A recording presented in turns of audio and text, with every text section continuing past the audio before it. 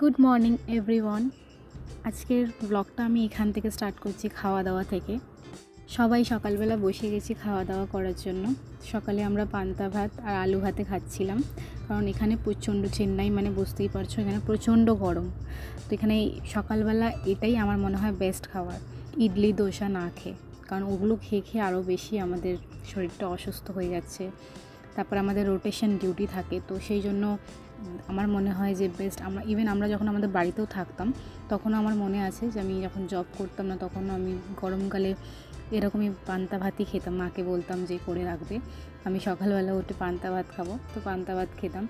আর আজকের এখানে এসেও তাই করছি, কারণ এখানে মারাত্মক গরম, এখানে তেল মশলা বেশি না খাওয়াটাই বেটার। তো যার জন্য আর কি আমরা অ্যাভয়েডই করি। আর সকালবেলা করে আমরা এখন পান্তা ভাত খাই, যাতে শরীরটা হাইড্রেট থাকুক। আমরা খাচ্ছি আর গল্প করছি অ্যাজ ইউজুয়াল, যেমন হয় আর কি। এরা আমার ফ্রেন্ডস, কালিগ, এটা দুটোই বলতে পারো।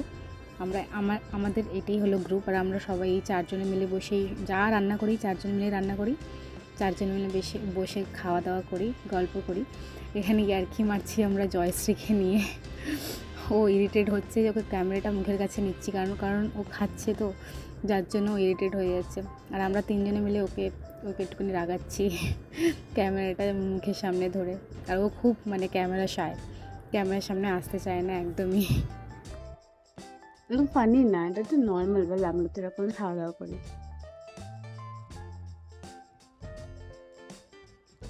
আজকে এই খাচ্ছি তো খেয়ে, কালকে আমি ভালো কিছু খাবো।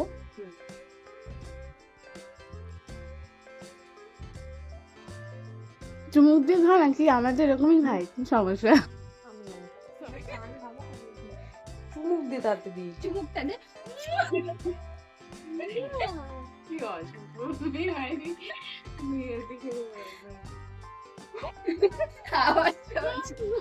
দিদি আপনার আওয়াজ দিদি আওয়াজটা হচ্ছে না দিদি।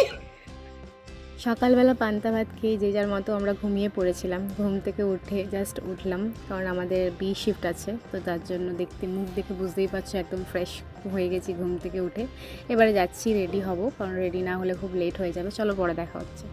ফাইনালি আমি রেডি হয়ে গেছি আমার বি শিফটে যাওয়ার জন্য। সো দেখা যাক এবারে। আমার সাথে আরও অনেকেই যাবে, তার সাথে আমার একটা বান্ধবী যাবে, তো দেখা হচ্ছে তার সাথে। জব লাইফটা কী জিনিস হয়তো আমি জবে না আসলে বুঝতে পারতাম না। আর আমার খুব ইচ্ছে ছিল যে আমি যদি জব করি তাহলে আমি বাড়ির বাইরে গিয়ে বা স্টেটের বাইরে গিয়ে আমি জব করব, যেটা আমি পেয়েছিও। কিন্তু এখন বুঝতে পারছি যে যতটা ভালো ততটা খারাপও। কিভাবে নিজেকে ম্যানেজ করে চলতে হবে সবই নিজের ওপরে ডিপেন্ড করছে। হয়তো আমি এতটা ম্যাচিওর ছিলাম না, জব লাইফে এসে অনেকটা ম্যাচিওর হয়ে গেছি। কিভাবে থাকতে হবে, কিভাবে কথা বলতে হবে, কিভাবে উঠতে হবে, কিভাবে নিজেকে সামলাতে হবে, সব কিছু এখানে এসেই শিখেছি। কথা বলতে বলতে আমাদের বাস চলে এসছে, আমরা সবাই যাচ্ছি, এরকমই যাই প্রত্যেক দিন। বাসে উঠেও গেছি। এবার আমার বান্ধবীর কথা যেটা বলছিলাম, তার সঙ্গে দেখা হবে আপনাদের। হাই বলছে। তো যাই হোক, এইভাবে চলে যাচ্ছে আমাদের দিনগুলো। জানি না আমি কতটা কি সাকসেস পাবো লাইফে, বাট হ্যাঁ, স্ট্রাগল করেই চলেছি, দেখা যাক কী হয়। কথা বলতে বলতে আমি আমাদের কোম্পানিতে পৌঁছে গেছি, অ্যাপোলো টায়ার্স। এটা আমাদের পুরোটাই ক্যাম্পাস, অনেকটা বড় জায়গা নিয়ে এই ক্যাম্পাসটা তৈরি করেছে ওরা, কোম্পানি।